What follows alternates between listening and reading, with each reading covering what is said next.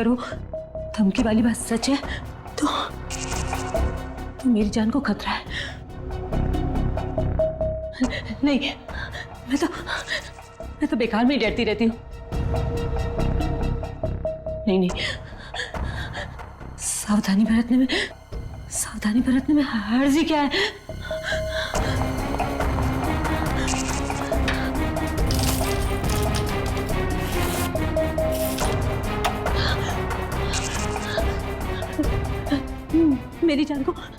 मेरी जान को खतरा है। अगर मुझे कुछ हो जाएगा तो मेरी मौत का जिम्मेदार तुम। छोड़ो इसे, छोड़ दो मुझे, मैं पुलिस बुला लूंगी। छोड़ो।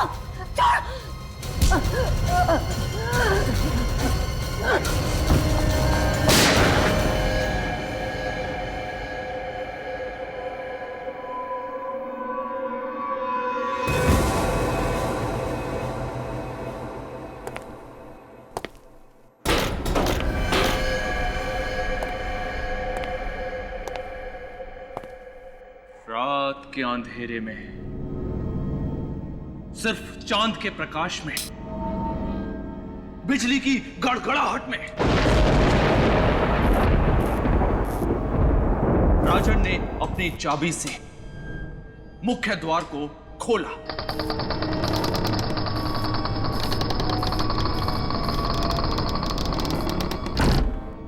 राजन शयन कक्ष की ओर मुड़ा। धीरे धीरे और धीरे वो अपने कदम शयन कक्ष की ओर बढ़ाने लगा। और जैसे ही राजन शयन कक्ष के द्वार तक पहुंचा, तभी अचानक एक हाथ पीछे से उसके कंधे पर आ थमा। राजन की चीख निकल गई। राजन ने पलट कर देखा तो वो उसकी पत्नी अनीता थी। अनीता ने बड़े ही प्यार से राजन से कहा, जानू, हैप्पी बर्थडे। अनीता के हाथ में एक केक था। उस केक के ऊपर एक जलती हुई मोमबत्ती लगी हुई थी। रेखा, तुमने देखा ये लाइट और साउंड वाले आईडी कहाँ हुए? डिस्टर्ब मत करो, सुनने दो। अरे हिट है, खूनी लिबास नावे सारे देश में धूम मचाएगी, देखना। राजन बड़े ही प्यार से अनीता की आंखों को पढ़ रहा था। अनीता ने राजन से कहा, ऐसे क्या देख रहे हो? तुम्हें क्या लगा मैं तुम्हारे जन्मदिन को भूल गई? राजन मुस्कुराया। अनीता ने बड़े ही प्यार से राजन का हाथ पकड़ा और उसको टेबल तक ले गई। अनीता ने वो केक टेबल के ऊपर रख दिया। अचानक अनीता ने चाकू उठाया और तेजी से राजन की ओर घुमाया। राजन डर गया। तभी अनीता बोली, जानू, केक नहीं काटोगे? राजन ने राहत की सांस ली। उसने वो चाकू अनीता के हाथ से अपने हाथ में लिया और जैसे ही उसने वो चाकू केक काटने के लिए केक के ऊपर रखा, तभी अनीता चिल्लाई, रुको! राजन फिर डर गया। अनीता मुस्कुराई। अनीता ने कहा, जानू, मोमबत्तियां तो बुझा दो। राजन ने फिर राहत की सांस ली। राजन ने एक फूंक मारी और उस मोमबत्ती को बुझा दिया। उस मोमबत्ती के बुझने के बाद उस कमरे में काला घना अंधेरा छा गया। तभी अचानक एक गोली चलने की आवाज आई और राजन जमीन पर गिर गया।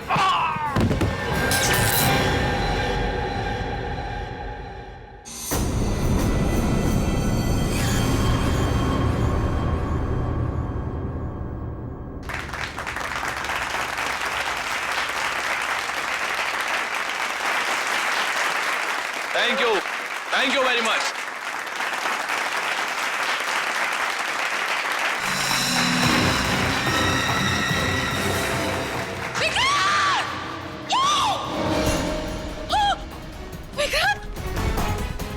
किसी को बाहर मत जाने देना, मेन डोर बंद। विक्रांत!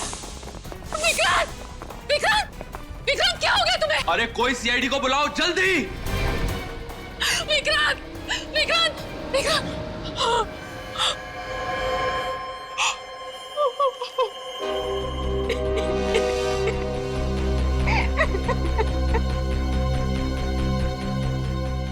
ये सब कब हुआ? मैं बताता हूं। आप? अमन, मैं लेखक हूं सर। विक्रांत जी मेरे इस नोवेल खूनी लिबास के प्रकाशक थे। इस कार्यक्रम का आयोजन भी उन्होंने ही किया था। दरअसल आज मेरे इस नए उपन्यास खूनी लिबास का लॉन्च था। मैं वहां पर खड़े होकर इस उपन्यास के एक अध्याय को पढ़कर सुना रहा था। बैकग्राउंड में साउंड्स और लाइट का इफेक्ट भी चल रहा था। तय समय के अनुसार लाइट्स ऑफ हो गई और जब वापस ऑन हुई तो मैंने देखा कि विक्रांत के सीने से खून बह रहा था और वो ये रेखा जी हैं, विक्रांत जी की पत्नी। खूनी लिबास, खूनी लिबास, ये नाम कहीं सुना हुआ सा लगता है। सर वो अंजलि, उसके पास से हमें इसी बुक लॉन्च का इनविटेशन कार्ड मिला था। हाँ, अंजलि जिसका खून हुआ कल रात, उसके बैग में भी हमें इसी बुक लॉन्च का इनविटेशन कार्ड मिला। पलटो से संभल के।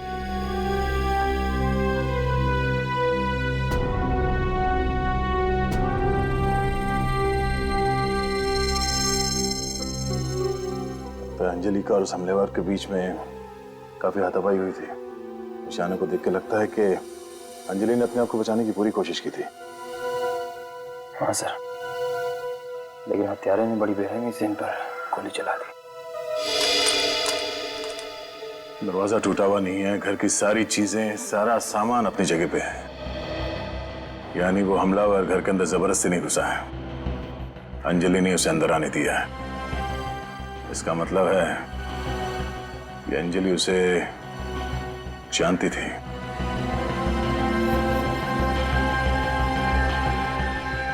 टूटा हुआ डिक्टाफोन, जरूर अंजलि ने इसमें कुछ रिकॉर्ड किया होगा, तभी उस हमलावर ने इसे तोड़ दिया। सर अंजलि के पर्स में ये आईडी कार्ड मिला है। प्रेस का कार्ड? ये अंजलि एक पत्रकार थी? हाँ सर, और सर साथ में ये बुक लॉन्च फंक्शन का इनविटेशन कार्ड भी है। इसका मतलब है अंजलि को भी यहां आने का इनविटेशन मिला था। कहीं दोनों खून का आपस में कोई संबंध तो नहीं है? जरा पीछे हटिए प्लीज।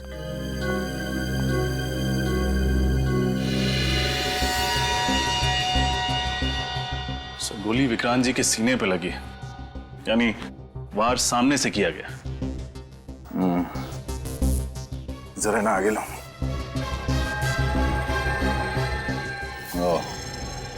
गोली विक्रांत जी के सीने से चीरती हुई पीठ से बाहर निकली और यहां चेयर में जा घुसी।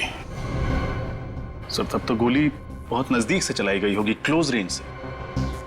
इन्हें नीचे लिटा दो, संभाल के।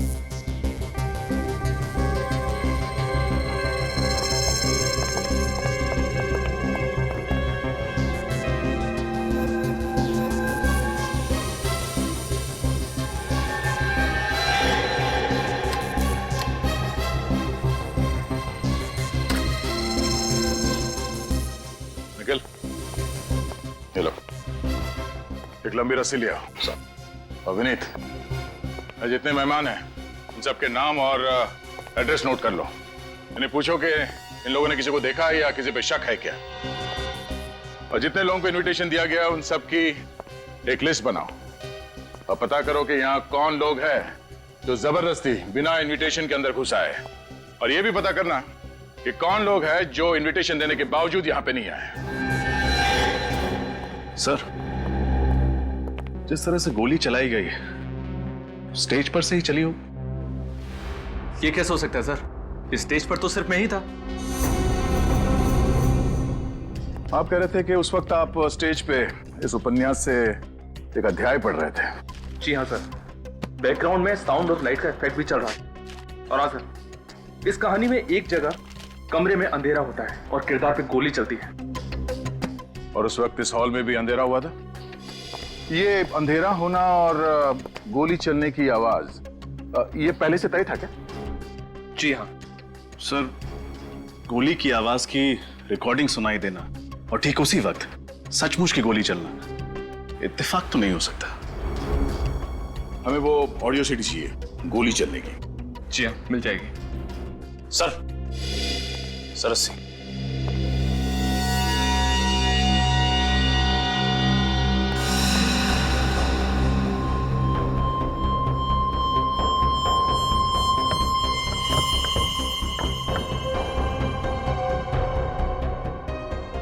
गोली यहीं कहीं आसपास से चलाई गई है। सर करीब 15-20 फीट की दूरी है। सर हो सकता है खूनी इस पर्दे के पीछे कहीं छिपा हो।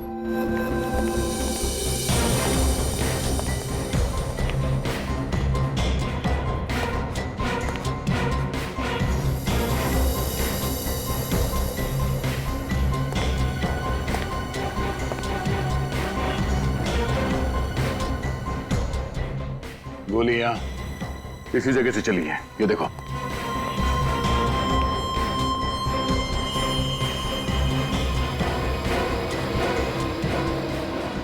एक मिनट अजय, हिलना नहीं, हिलना नहीं। किसी के जूतों के निशान है। सर हो सकता है ये निशान खूनी के जूते के। जब ये हादसा हुआ उस वक्त यहाँ बैक स्टेज पे जितने भी लोग थे उन सबको यहाँ बुलाओ। यस सर ये दौलत है यहाँ पर। आप लोग थे जब बाहर हॉल में गोली चली थी, आप लोग यहीं पे थे बैक स्टेज में? जी सर। किसी को यहाँ से भागते हुए देखा बाहर? नहीं सर। नहीं? मैंने देखा सर, एक आदमी जल्दी जल्दी भाग रहा था। आप पहचानते हैं उसे? साहब अंधेरा था साहब, अंधेरे में दिखाई नहीं दिया साहब कुछ। अच्छा, उस आदमी ने क्या पहना हुआ था कुछ याद है? शर्ट, कुर्ता या कुछ और? साहब अंधा है क्या, जंगली कहीं का? साहब काले रंग का कोट पहना था साहब, और वो जल्दी जल्दी भाग रहा था साहब, और उसने मुझे धक्का दिया साहब, वो धक्का दे के भाग गया साहब। ठीक है, आप लोग जाओ, सिक्योरिटी से जाके पता करते हैं कि उन लोगों ने किसी लंबे काले कोट वाले आदमी को देखा है या नहीं। जी सर, वो बहुत जल्दी में था, इसके पहले कि मैं उससे कुछ पूछता वो निकल गया। वो गया कैसे यहाँ से? गाड़ी से गया सर। गाड़ी का नंबर देखा तुमने? नहीं सर। अच्छा, वो दिखता कैसे था? उसने क्या पहन रखा था? हुलिया बता सकते हो? सर उसने काले कलर का कोट, टोपी और चश्मा पहना हुआ था। सर अंदर हॉल में भी उस आदमी ने हमें यही हुलिया बताया था। यही वो शख्स है जिसकी हमें तलाश है। तुम उसका स्केच बनवा सकते हो हमारे लिए?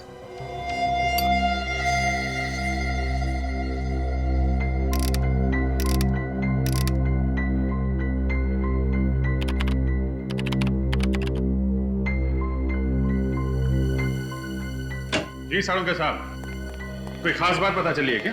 खास बात यह है अभिजीत कि ये 2 बुलेट्स आप लोग देख रहे हैं, इसमें से ये वाली बुलेट मुझे अंजलि की बॉडी में से मिली है और ये बुलेट मुझे विक्रांत की बॉडी में से मिली है, और दोनों बुलेट .32 कैलिबर की गन से चली है।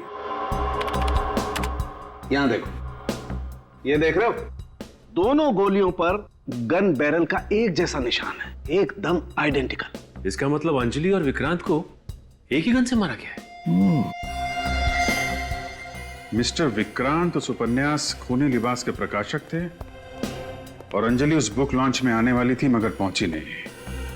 दोनों को एक ही गन से मारा गया है, मतलब दोनों का खूनी कोई एक ही है। मगर एक बात समझ में नहीं आ रही सर, खूनी ने ठीक उसी वक्त गोली कैसे चलाई जिस वक्त फंक्शन के बैकग्राउंड म्यूजिक में गोली चलने की आवाज थी। एक बार वो बैकग्राउंड म्यूजिक सुनते हैं। उसने वो चाकू अनीता के हाथ से अपने हाथ में लिया। राजन ने फिर राहत की सांस ली। राजन ने एक फूंक मारी और उस मोमबत्ती को बुझा दिया। उस मोमबत्ती के बुझने के बाद उस कमरे में काला घना अंधेरा छा गया। तभी अचानक एक गोली चलने की आवाज आई और राजन जमीन पर गिर गया। हाँ यार, थोड़ी मिस हो गई है, फिर से ट्राई करता हूं। सचिन, फिर से म्यूजिक ऑन करना।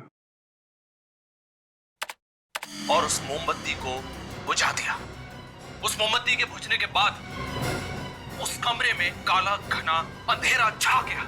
तभी अचानक एक गोली चलने की आवाज आई और राजन जमीन पर गिर गया।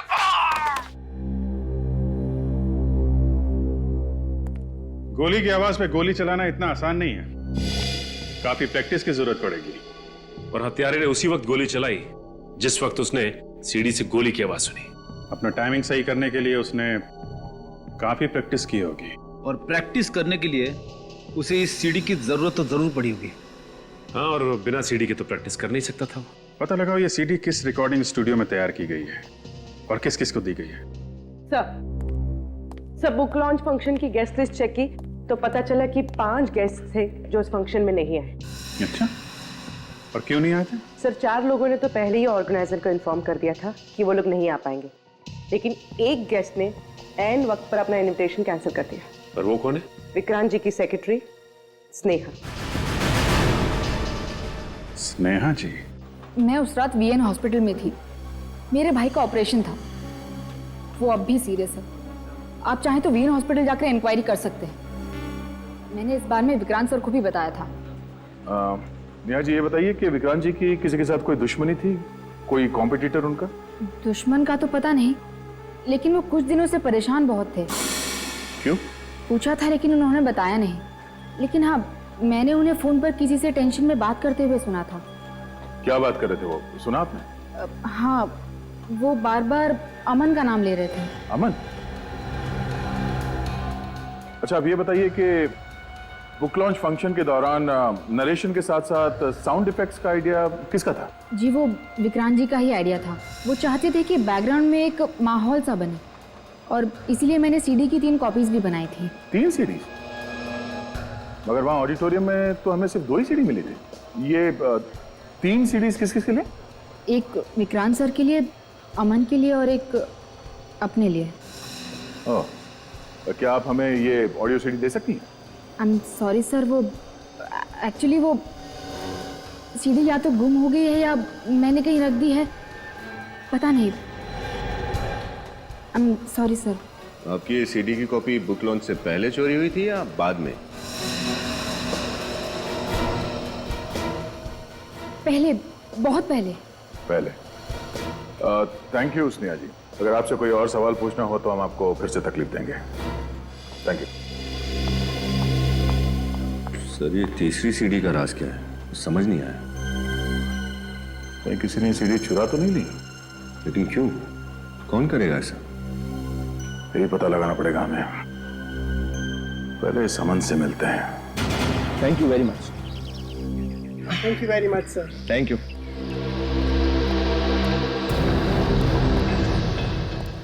अरे सर, आप लोग यहाँ? हमें पता चला कि आप पत्रकारों को इंटरव्यू दे रहे हैं, तो सोचा लगे आज क्यों ना हम भी कुछ सवाल पूछ लें आपसे। क्या बात करें सर, एक जर्नलिस्ट को जवाब देने में और सीआईडी ऑफिसर्स को जवाब देने में बहुत बड़ा फर्क होता है। हाँ, फर्क तो होता है। पत्रकार को जवाब देने से मना किया जा सकता है, पर सीआईडी ऑफिसर्स को जवाब तो देना ही पड़ता है। क्या बात है दया सर, आपको तो एक लेखक होना चाहिए था। नहीं, मैं इसी में खुश हूँ। खैर, विक्रांत जी के बारे में कुछ पूछना था आपसे। विक्रांत बहुत ही सीधा साधा और बड़े ही दिल वाला था। मैं आज जो कुछ भी हूँ उसी की वजह से तो हूँ। अगर मैं सच कहूँ सर, तो उसके चले जाने का सबसे ज्यादा नुकसान मुझे हुआ है। पिछले कुछ दिनों से उनके व्यवहार में कुछ बदलाव देखा था आपने? कोई अजीब सी बात? जी हाँ, वो बहुत ही खोया खोया सा रहने लगा था, गुमसुम, खामोश। ऐसा लग रहा था जैसे कोई परेशानी उसको अंदर ही अंदर खाई जा रही है। तो आपने पूछा नहीं उनसे कि किस बात की परेशानी थी उन्हें? जी नहीं। हाँ, लेकिन कुछ दिन पहले की बात है। मैं ऑफिस की लॉबी से गुजर रहा था, तो मैंने देखा कि वो फोन पर किसी से गुस्से में बात कर रहा था। किससे बात कर रहा था? शायद वो किसी मिलन से बात कर रहा था और कह रहा था कि मिलन, तुम मेरे साथ ऐसा नहीं कर सकते। और आपने ये नाम मिलन पहले सुना था या किसी मिलन को जानते हो आप? जी नहीं। Thank you. तो स्नेहा कह रही थी कि उसने विक्रांत को किससे फोन पर बात करते समय अमन का नाम लिया, और ये अमन कह रहा है कि उसने मिलन का नाम लिया। उन्हें एक काम करो, विक्रांत जी के मोबाइल से मिलन का नंबर निकालो और फिर उसका एड्रेस पता चल जाएगा कौन सच बोल रहा है और कौन झूठ।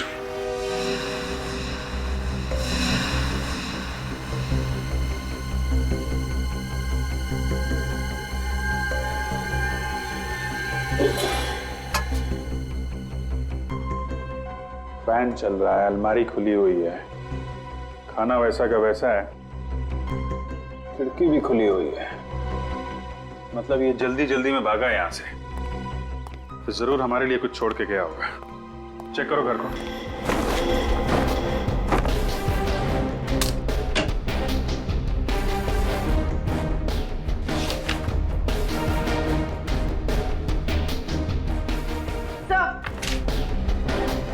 सर ये फोटो मिली है। ये सर ये फोटो तो स्केच से मैच होता है। ये देखिए। मतलब मिलन ही था जो उस बुक लॉन्च में गया था। चेक करो, देखो और क्या मिलता है।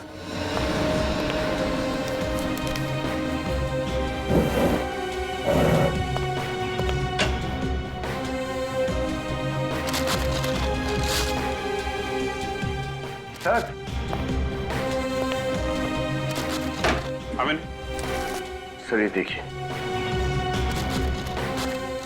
चश्मा।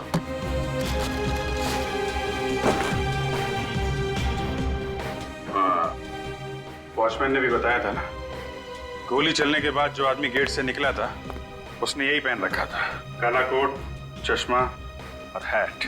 मतलब सर बुक लॉन्च पे मिलन विक्रांत का खून करने के बाद पहले घर आया, हड़बड़ी में अपना सामान पैक किया और यहाँ से चक्कर हो गया। करेक्ट। सर ये डस्टबिन से ये पेपर मिले। सर देखिए जैसे इस पे कोई नक्शा बना हुआ है।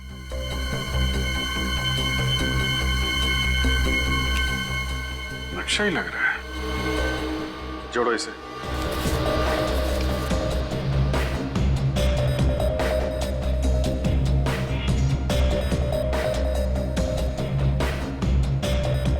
Blue pearl. Blue pearl. पता लगाओ ये जगह कहां पे है। निखिल, तुम्हें पूरा यकीन है यही वो जगह है? हाँ सर, उस कागज पे जो लैंडमार्क था वही होटल है और इस होटल के आसपास सिर्फ एक फार्म हाउस है।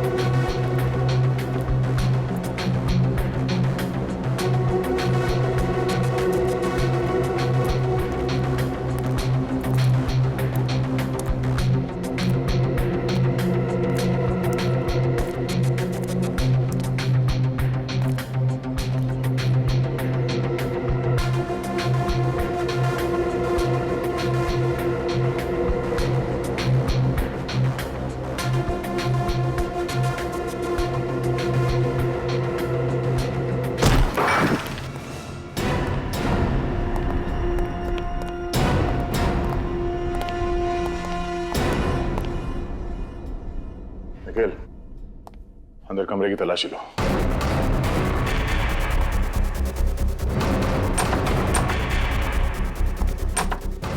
सर, सर ये देखिए।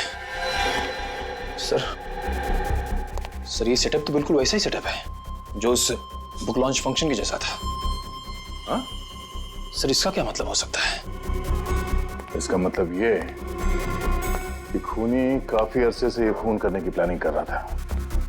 उसे उस जगह का पूरा लेआउट पता था। उसे ये भी मालूम था कि उस फंक्शन में विक्रांत जी कहां बैठे होंगे।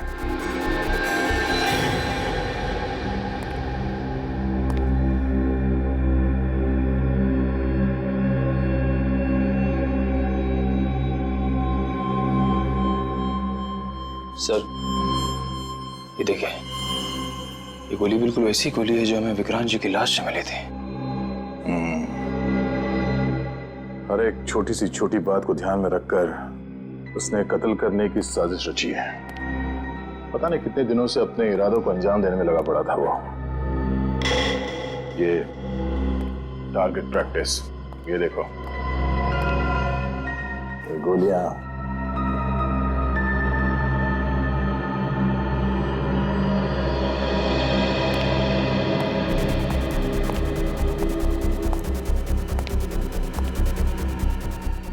CD player, music system. राजन ने एक फूंक मारी और उस मोमबत्ती को बुझा दिया। उस मोमबत्ती के बुझने के बाद उस कमरे में काला घना अंधेरा छा गया। तभी अचानक एक गोली चलने की आवाज आई। ओह, सर लगता है वही सीडी है जो मौका वारदात से गायब हुई थी। हाँ, ये वही सीडी है और इसी सीडी की मदद से उसने अपना टाइमिंग एकदम परफेक्ट रखा। जैसे ही सीडी में गोली चलने की आवाज आई, उसने अपने गन से गोली चला दी। और इस टारगेट को देखो, ये इतने सारे छेद हैं। यानी टाइमिंग परफेक्ट रखने के लिए उसने बहुत प्रैक्टिस की थी, टारगेट प्रैक्टिस। और सर इसीलिए उसने ये पर्दे और खिड़कियां सब बंद करके रखा, ताकि जब वो गोली चलाने की प्रैक्टिस करे तो ना उसे कोई सुन सके ना देख सके। निखिल, आसपास जाके पता करो कि ये फार्म हाउस किसका है।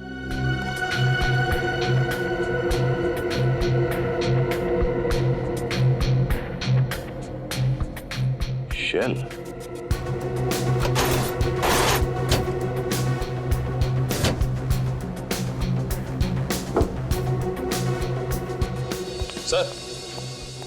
सर जो बात पता चली आप सुनेंगे तो हैरान हो जाएंगे। क्या? सर ये फार्म हाउस विक्रांत जी की वाइफ रेखा के नाम पे है। रेखा? मैं सच कह रही हूँ, मेरे ही फार्म हाउस पर मेरे ही पति के मर्डर की प्लानिंग चल रही थी। इसके बारे में मुझे कुछ भी नहीं पता था।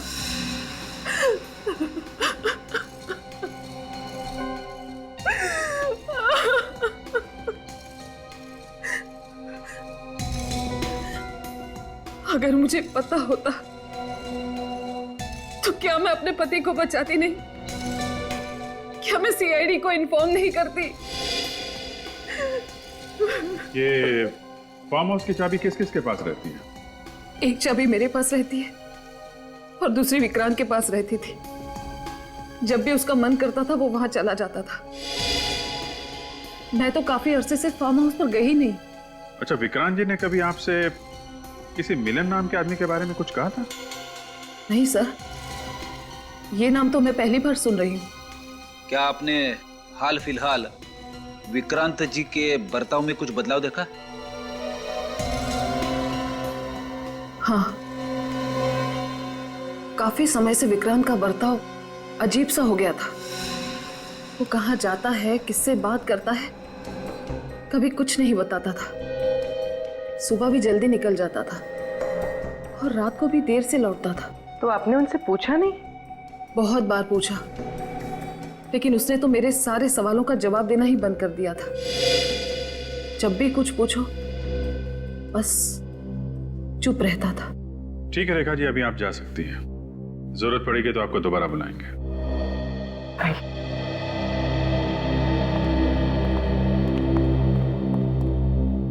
सर, मुझे तो लगता है ये मिलन ही खूनी है, क्योंकि बुक लॉन्च फंक्शन की शाम उसको ही निकलते हुए देखा गया था। हाँ, कहीं से उसने फार्म हाउस की चाबी का इंतजाम किया होगा। वहां पे सीडी के म्यूजिक पे गोली चलाने की प्रैक्टिस की और बुक लॉन्च में जाके विक्रांत जी का खून कर दिया। पर सर हमें ये भी नहीं पता कि मिलन है कहाँ, और ये भी नहीं पता कि वो जर्नलिस्ट अंजलि की मौत का इस केस से क्या लेना देना है। सर, डेक्टाफोन में से जो हमें टेप मिला था वो बुरी तरह से डैमेज था, लेकिन अब उसे रिपेयर कर लिया गया है। Very good. तो डेक्टाफोन लाना जरा।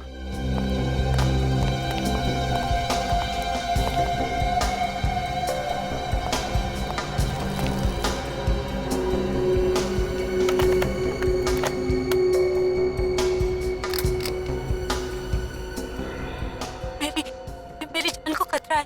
मैं मार्वे रोड फ्लैट नंबर 5 में मछुआरी गली में रहती हूँ। अगर मुझे कुछ हो जाएगा तो मेरी मौत का जिम्मेदार। जान को खतरा? फिर से रिमाइंड करो।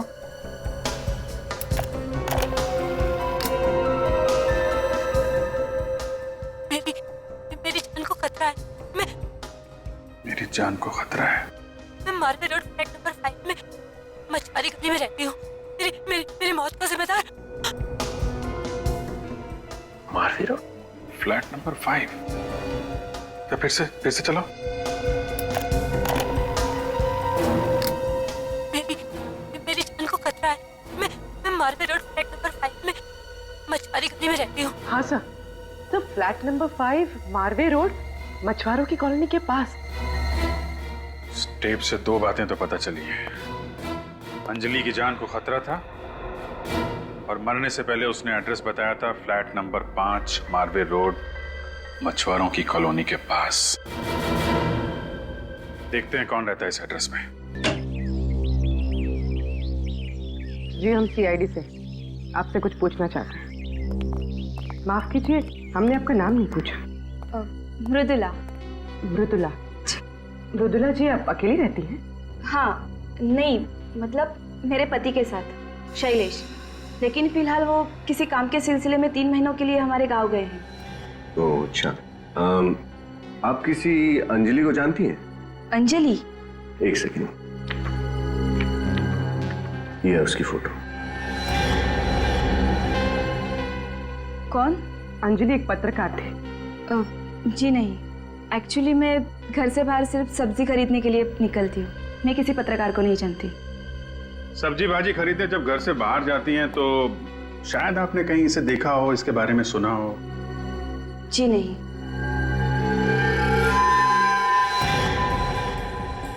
हमने आपको डिस्टर्ब किया, शायद आप नहा रही थी। जी हाँ।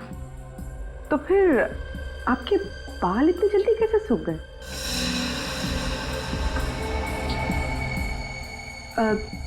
जी वो मैं शैम्पू करने जा ही रही थी तब आप लोग आ गए। अब आप लोग जाएंगे तब मैं कर लूंगी शैम्पू। अच्छा, मतलब आप चाहती हैं कि हम लोग चले जाएं? जी नहीं, मगर वो पानी चला जाएगा तो प्रॉब्लम हो जाएगी। नहीं कोई बात नहीं, हम लोग फिर आ जाएंगे। Thank you.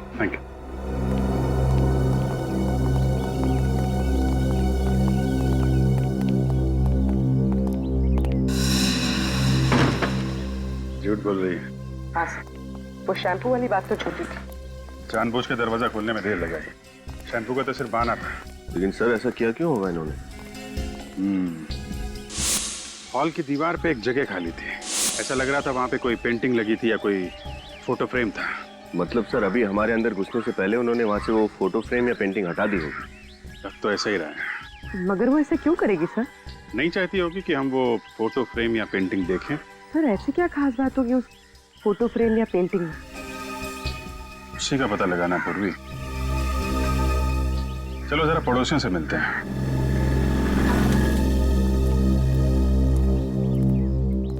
एक्सक्यूज मी भाई साहब। देखिए हम लोग सीआईडी से हैं। आप यहीं आसपास रहते हैं? हाँ सर, ये वाला घर मेरा है। हो, आप फिर तो शैलेश जी और मृदुला जी को जानते होंगे? हाँ, बहुत अच्छे से। कितना जानते हैं उनके बारे में? I mean, उनके बारे में ऐसी कोई बात जो आपको खटकती हो, कुछ अजीब लगता हो उनके बारे में? हाँ सर, एक्चुअली सर वो दोनों वैसे तो बहुत मिलनसार है सर, लेकिन पिछले कुछ दिनों से सर उनका बर्ताव बहुत अजीब सा हो गया सर। अजीब सा मतलब? अचानक हम सबसे बातें करना बंद कर दिया है। सहमे सहमे से रहते हैं सर। तो इसकी वजह नहीं पूछी आपने? पूछा था सर, उन्होंने जवाब नहीं दिया, बात को घुमा दिया सर। अच्छा, इनके घर आना जाना तो होगा आपका? हाँ, काफी बार मैं जा चुका हूँ। I see। फिर तो आपने इनके हॉल में जो एक तस्वीर है वो तो देखी होगी।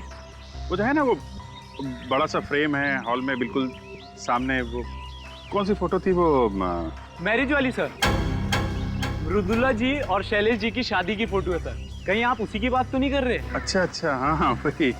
अच्छा, ये शैलेश जी काम कहाँ करते हैं? शॉपिंग मार्केट में सर। कौन से शॉपिंग मार्केट? वो हाँ, arc line shopping market sir. अच्छा, thank you very much. Okay sir. Sir ने वो मृदुला जी और शैलेश जी की शादी की फोटो हमसे क्यों छुपाई? शायद शैलेश की पहचान छुपाने के लिए। Arc line shopping market.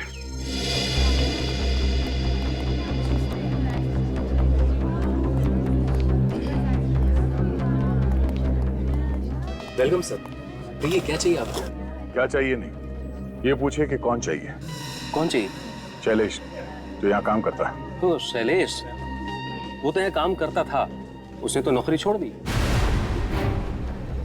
कितना टाइम हुआ उसे काम छोड़े हुए? ये कोई 3 महीने हुए होंगे। 3 महीने?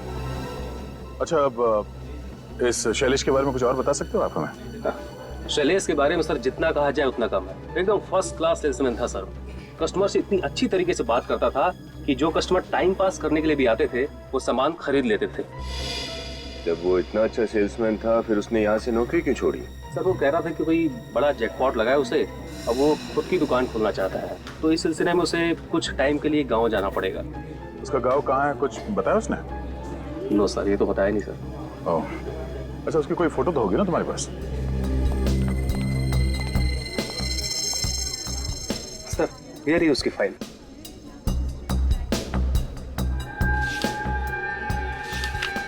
ओह, ये शैलेश, पकड़ ले इसे सर।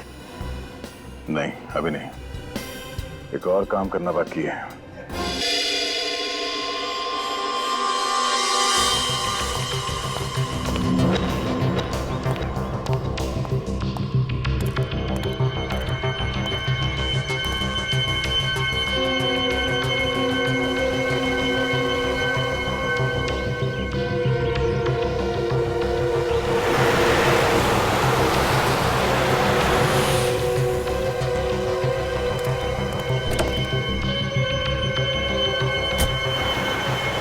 गाड़ी में बैठ के तो नहीं जा रहा? हम भी चलते हैं, जाइए, जा रहा है।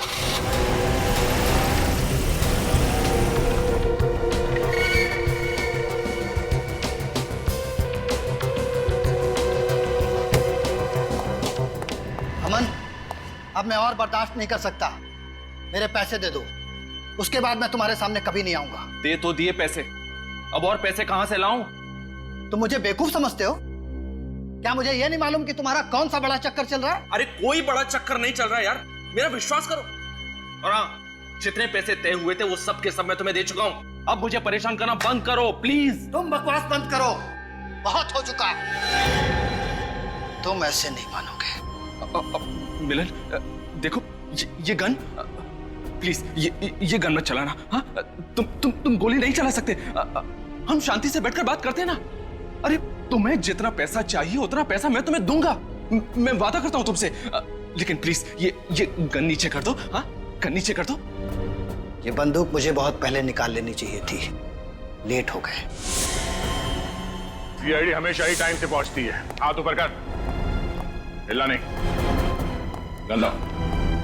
अच्छा हुआ सर आप लोग आ गए, इस पागल आदमी से मुझे बचा लीजिए। घबराने की कोई जरूरत नहीं है अमन, अब तुम्हें कुछ नहीं होगा। शुक्रिया सर, बहुत बहुत शुक्रिया, आप लोगों ने मेरी जान बचा ली। निखिल, हथकड़ी लगाकर हिरासत में ले लो। सर मैंने क्या किया है सर? सर मेरा कोई कसूर नहीं है, मुझे गिरफ्तार मत करिए सर।